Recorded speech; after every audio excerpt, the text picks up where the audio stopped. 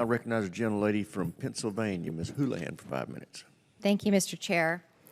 I've been a staunch advocate for providing support to Ukraine since President Putin's unjustified invasion just about a year ago. Given my past in the Air Force, it probably isn't a shock to anyone that I'm particularly advocating for the transfer of American aircraft. In fact, I started doing that in April of last year, and most recently in a letter with my colleagues from the Four Country Caucus. We asked President Biden to transfer specifically F-16 aircraft to the Ukrainian military, as President Zelensky requested. I understand that on Friday that President Biden said in an interview that Ukraine, quote, doesn't need F-16s now. And on Sunday, NSA advisor Jake Sullivan emphasized that, quote, F-16s are a question for a later time. Last year, I also proudly co-led a bill with our former colleague, Rep. Kinzinger, to authorize funding to provide training for Ukrainian fighter pilots, recognizing that, of course, training may need to happen before they are ready to fly our jets, and in the event that we ultimately do transfer them. We submitted this language for inclusion in last year's NDAA, and the final law included that language authorizing the United States to provide training for Ukrainian soldiers, both on manned and unmanned aerial capabilities, including tactical surveillance systems and fixed and rotary aircraft, such as attack, strike, airlift, and surveillance aircraft. So my 2 or 3 questions for you.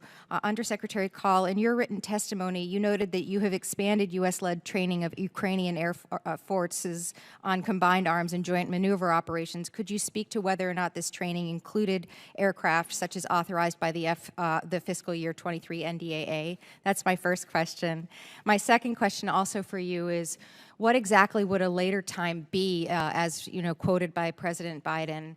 And we may finally have to save this for our classified briefing, but could you please elaborate on what information the President is relying on, or perhaps was relying on, when he said that Ukraine doesn't need F-16s now, despite pleas from Ukraine's own president? Thank you for that. So, no, we have not started training on F-16s. Our assessment is that a delivery timeline for F-16s, even on the most expeditious timeline, and the training timelines are essentially the same. That is, they're about 18 months. And so you don't actually save yourself time by starting the training early in our assessment. And since we haven't made the decision to provide F-16s, and neither have our allies and partners, it doesn't make sense to start to train them on a system they may never get. I mean, they could end up getting British Tornadoes or Gripens or Mirage aircraft, and therefore you wouldn't want to train them on F-16. So it just, in our judgment, is not the appropriate time to start training. It is true that the President has, and the National Security Advisor have said that, we don't see F-16s as the top priority right now. The President did have this conversation with President Zelensky in Kyiv last week. It is a priority for the Ukrainians, but it's not one of their top 3 priorities. Their top priorities are air defense systems, that is, keeping their interceptors and air defense network alive against Russian cruise missiles and Iranian drones, artillery and fires, which we've talked about, and armor and mechanized systems. A couple of just data points on F-16s that I think actually speaks to your second and third questions.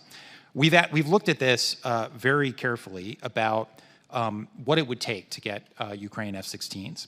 So if we were to do new production, it would take 3 to 6 years to get them F-16s. We could look at older block F-16s that could potentially deliver on a faster timeline. Let's call it 18 to 24 months. Maybe you can even shave a few months off of that. Then the question would be, how many?